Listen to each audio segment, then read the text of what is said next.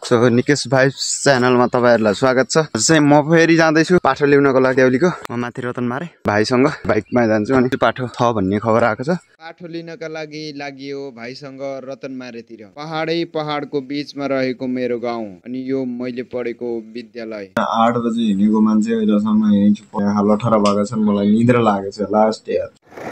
चल्यो चन्ने भाइ र म भएर पाठो लिउन सकिँदा होरे खोज्ने हो काटेर हो थाहा होइन त्यति। मन्दिर पनि रहेछ यहाँ। 15 मिनट बाइकमा उता ओह्रालो झरेको छ, ओह्रालोको ओह्रालै छ। घर आउने नामै आउनु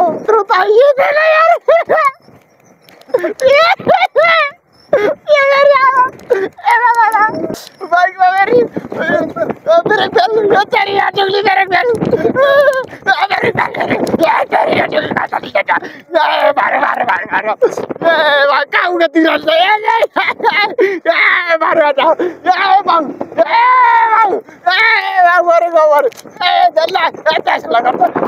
हामी चाहिँ यहाँ तल आइसक्यो पारियो।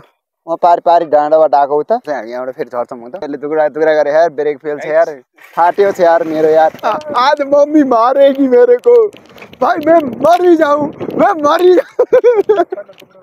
कति तल हो यार, गलत ताइए न हाम्रो गाडी ननिस्केर यस्तो छ।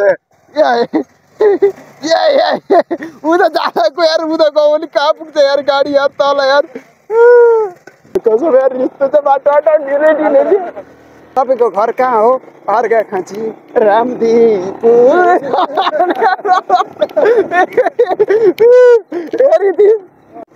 कस्तो फिल भइरहेछ? एकदम मजा आइरहेछ। काफल गइरहने कता हो? काफल गइरहने हामी फेरि एकातिर भन्दा लेखातिर दौडतिर पुरा यार, भाइ पनि पुरा होइन।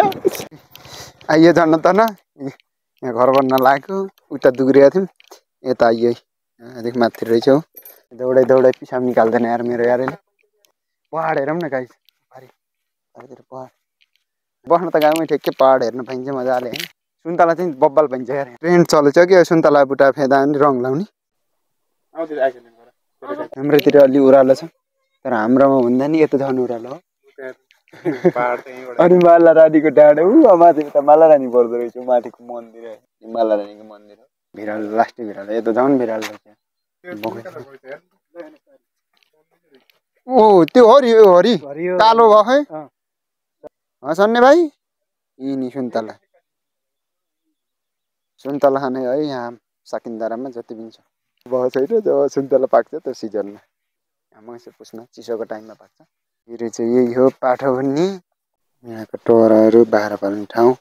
यहाँ अलि मन्दिर चाहिँ यस्तो छ है, यता कतै सुन्तला अनि यो अङ्गुर, यसलाई अङ्गुर भन्छ।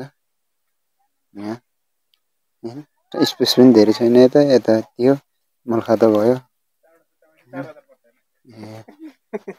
हाम्रो कुरा फाइनल भइसक्यो। अब हामीले पाठो लिएर जान्छौँ। रात पनि पर्न आँट्यो र फोनमा चार्जर पनि कम छ। पाठो चाहिँ कति पर्यो होला कमेन्ट बक्समा कमेन्ट गरिदिनु होला। अर्को भिडियोमा मिलौँला। By by.